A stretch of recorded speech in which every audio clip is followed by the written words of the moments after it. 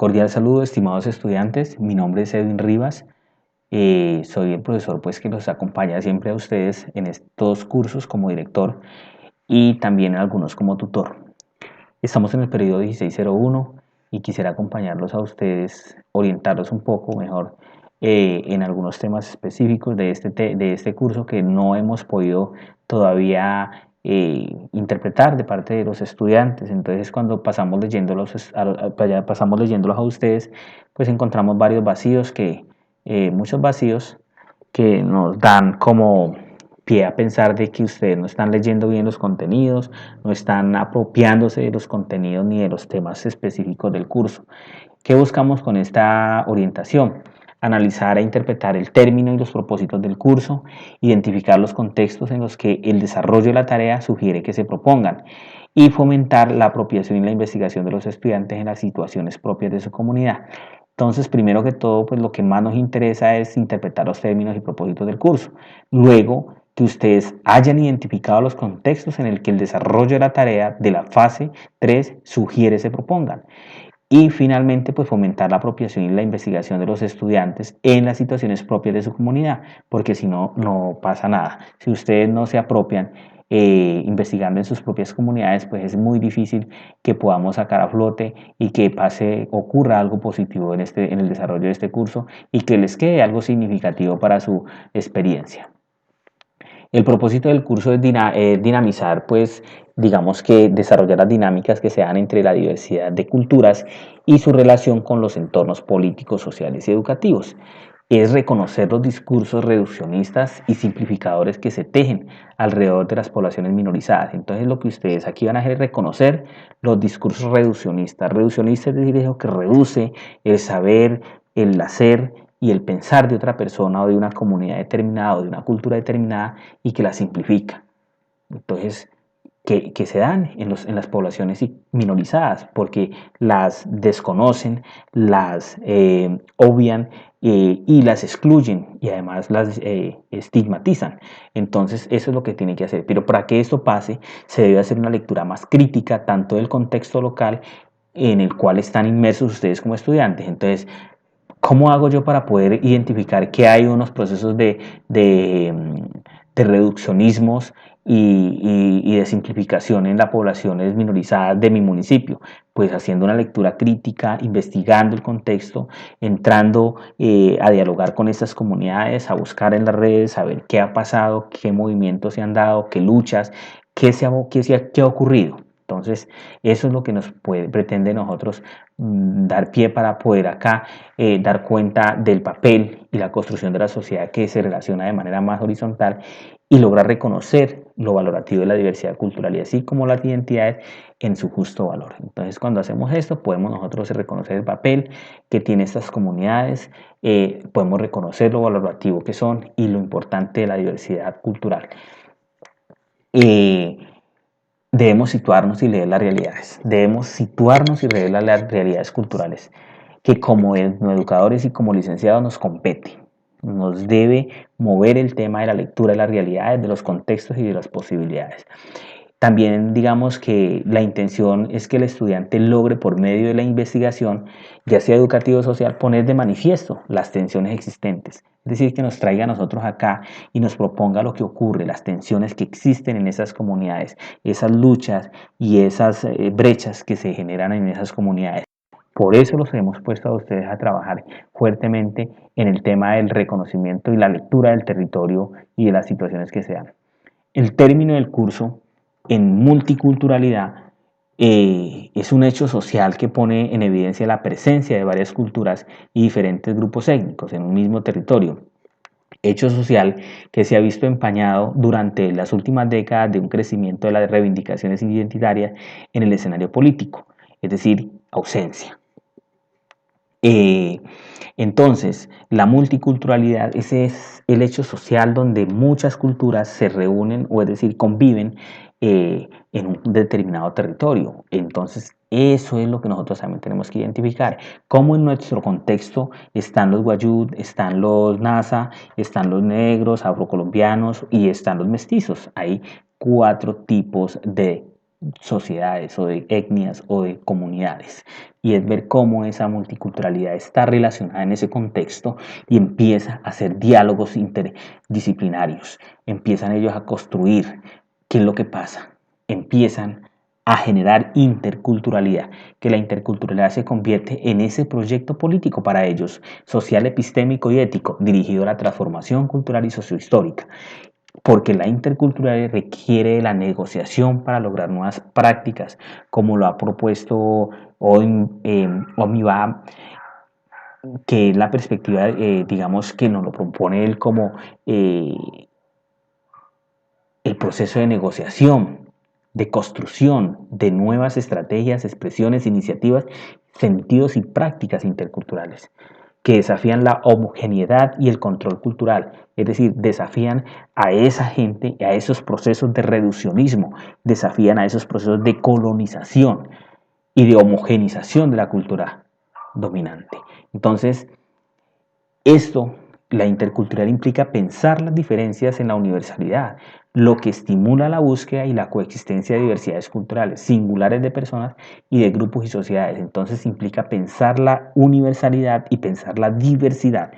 Y pensar la diversidad es dialogarla, es construirla, es proponerla, es darle sentido y es hacer prácticas constructivas con ellos. Y eso es lo que nosotros necesitamos que ustedes identifiquen. Entonces, ¿cómo la multiculturalidad, a partir de toda esa diversidad cultural, porque la multiculturalidad es la diversidad, es la cantidad de culturas, es la cantidad de poblaciones reunidas en un mismo entorno, es decir, Colombia, pues, o es decir, el Cauca, o es decir, Patilla, o es decir, Sogamoso, como allá hay gente afro, como allá hay gente indígena, como allá hay gente mestiza, como allá hay gente blanca. Entonces es ver cómo toda esta gente igual se relaciona, convive, dialoga. Entonces salen al parque el día de la feria del campesino y se ve la exposición gastronómica, se ve la exposición del baile, se ve la exposición de la danza, se ve la exposición de la medicina ancestral, se ve la exposición de la gastronomía y todo en un cúmulo de multiculturalidad y en un marco de interculturalidad, de diálogo, de, de, de trueque, de ese intercambio constante que se da en ese Día del Campesino y así en muchas actividades como las que yo les propuse ahí. Entonces, como un estudiante de Sogamoso, Boyacá, me va a venir aquí a proponer, o un estudiante de Tumaco, o un estudiante del norte del Cauca, o un estudiante de La Guajira, a proponer un tema muy aislado del contexto, cuando sabemos que los términos en los que nos estamos moviendo están muy relacionados con el hacer y el constante movimiento de nuestros pueblos étnicos en Colombia y en Latinoamérica. Eso es lo que esperamos que ustedes, a partir del curso, del desarrollo y la aprobación del curso de multiculturalidad e interculturalidad, salgan con un nuevo metalenguaje, que salgan ustedes con una nueva visión de cómo van a enfrentar los temas que se dan alrededor de la escuela, porque desconocer la historia, desconocer el tema del multiculturalismo y desconocer el tema de la interculturalidad es nosotros empezar a generar prácticas discriminatorias y reduccionistas. Ojo, si nosotros desconocemos la cultura que hay en nuestra tierra, entonces estamos en el lugar equivocado. Y si vamos a empezar por aquí,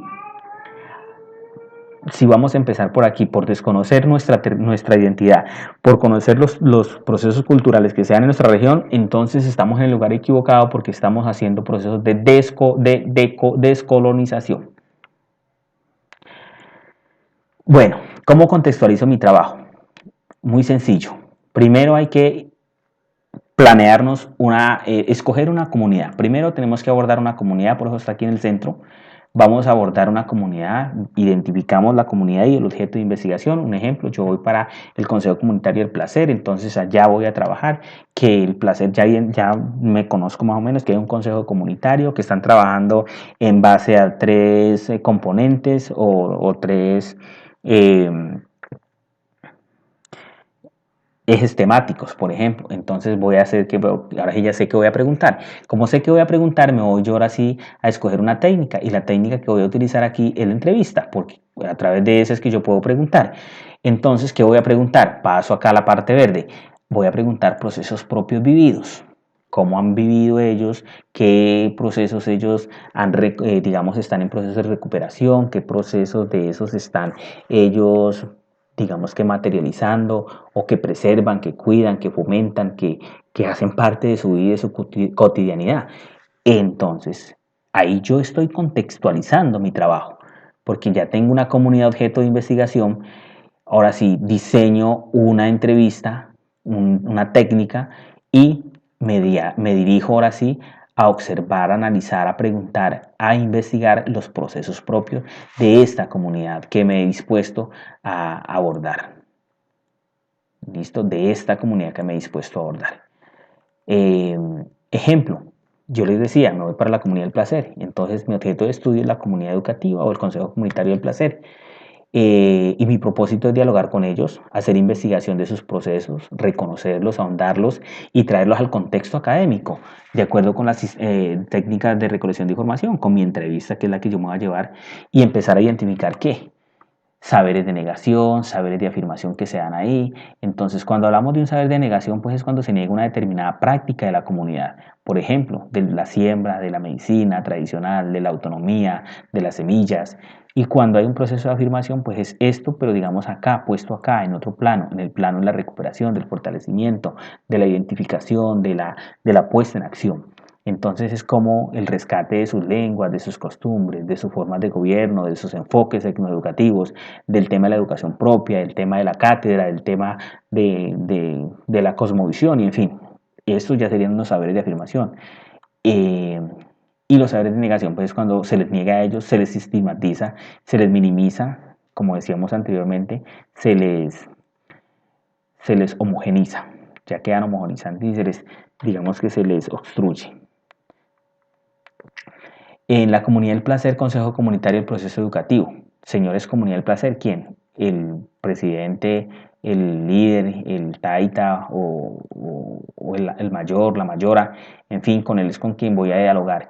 Entonces le digo yo, de manera cordial y compartida, quiero que me cuente de algún proceso educativo o comunitario que se haya llevado o se esté llevando a cabo, conociendo que son comunidades étnicas o si son campesinas, pero en lo prioritario pues miramos que sea étnica para luego relacionarlo con lo campesino. Entonces ahora sí le empiezo a preguntar, cuando ella me diga, bueno, aquí pues un proceso que se está dando es el tema de la recuperación del territorio y pues sí, se logró en el año 2005 gracias a una lucha constante entre el pueblo indígena o el pueblo nasa o el pueblo afro con el gobierno, se logró pues pactar un acuerdo en el que se nos reconoció el derecho a la autonomía del territorio y nos adjudicaron un terreno de más o menos tantas hectáreas en donde el tanto por ciento pues es hectárea de productividad y el otro tanto por ciento es para el cuidado y la sostenibilidad del agua como parte de la vida. Ah, qué bien. ¿Y qué impacto ha generado en la comunidad dicho proceso? No, pues el impacto ha sido positivo porque pues la calidad del agua ha mejorado y está muy bien. ¿Y cómo han visto la interpretación de estos en los demás miembros de la comunidad? Ellos apoyan, se ven descontentos o han sido incluidos. No, sí, ellos pues sí están bien, digamos que se han visto interpretados, se interpreta que son como, pues, como miembros de la comunidad apoyan, otros pues sí, como siempre, no todos están dentro de la misma tónica. Ah, pues entonces esta es información que ya no sirve, pero dialogada, o investigada, o analizada, interpretada.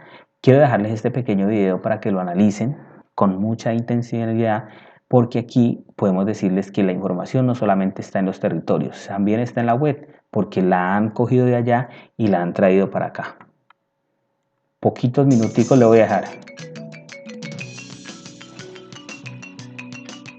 Líderes y representantes de los 56 consejos comunitarios afro de la costa y cordillera de Nariño destacaron la reciente aprobación de dos proyectos fundamentales para el fortalecimiento organizativo y la seguridad alimentaria en estos territorios colectivos, que serán ejecutados con recursos del departamento provenientes del Sistema General de Regalías. Fundamental para los territorios de nosotros, teniendo en cuenta la necesidad de generar gobernabilidad en los territorios. Entendido que un consejo comunitario necesita tener su estructura de cómo poder direccionar o manejar, o junto con la junta directiva, junto con las comunidades, saber cuál es la funcionalidad de cada uno de ellos para que le permita generar un proceso de mayor unión y de mayor responsabilidad con todos esos territorios que en ese momento están titulados para las comunidades negras. Es un proyecto que hace rato venimos luchando por él, y gracias a Dios pues, y a la Gobernación de Nariño, la colaboración de la Gobernación de Nariño nos ha hecho que esto sea una realidad. Para nosotros es muy importante. Adicional a estas dos iniciativas, los recursos de la Gobernación de Nariño por 16.000 millones de pesos permiten avanzar en la ejecución de otros dos proyectos, en capacitación a docentes afro y uno más, en el componente de derechos humanos. El primer proyecto fue el de formación docente. Es un proyecto para profesionalizar 596 docentes afro que en estos momentos están en ejecución, se están formando estos docentes afro, y el proyecto se ejecuta con la Universidad Nacional Abierta y a Distancia. Ese proyecto avanza desde hace ya más de 6 meses, se está avanzando en su ejecución. Y otro proyecto que está en ejecución en convenio con las 3 organizaciones que representan los 54 consejos comunitarios, Asocoesnar, Copticón y Recompás, un proyecto de 1.600 millones de pesos orientado al fortalecer su trabajo en función de los derechos humanos.